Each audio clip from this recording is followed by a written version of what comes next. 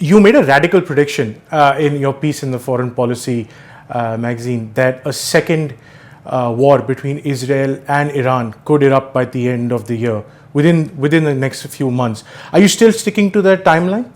I mean, I'll be frank with you. I will be the happiest person on the planet if it turns out that I'm wrong. But so far, I have not seen any signs that would reassess my view of where we are likely to go.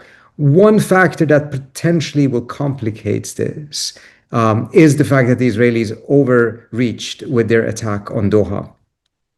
This has backfired. It does not mean that necessarily they will not attack, but the fundamental reasons as to why I think the Israelis are looking for a second round here, I think are still valid. And if you want, I'll be happy to go over them in a bit more detail. The Israelis had essentially three objectives with this war.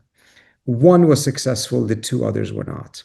The successful one was that they finally, from their perspective, managed to get the United States to go to a direct war with Iran.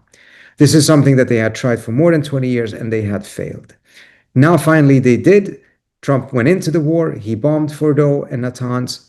But the Israelis had hoped that he would be much more deeply involved in the war rather than just a one-off. But nevertheless, it was a success. The two other objectives were failures.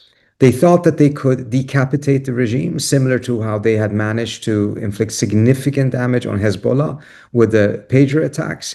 And even though they were quite successful in the early hours of the war, they assassinated a large number of senior Iranian military officials, their families, scientists, etc.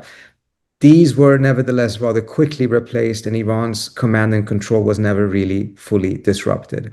And then, of course, we saw that the Iranians went on the offensive with their missile attacks, of which many of them did go through the Israeli air defense systems. The third objective is the most important one, and the reason why I think they will start the war again. Their objective in the long run is to reduce Iran into another Syria, another Lebanon, a country that Israel can bomb at will, with impunity, and more importantly, without American involvement.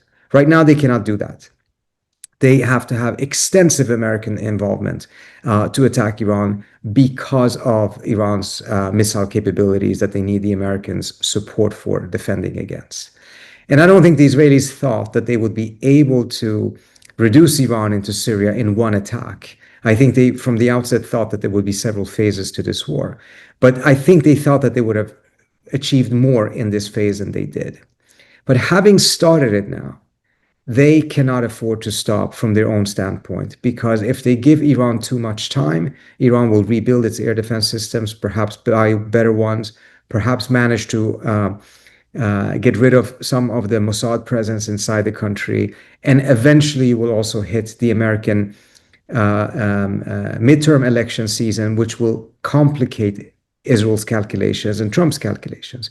So as a result, I do think that before December, there's a high likelihood that they will strike again. I think the next war, however, will be very different from the first war.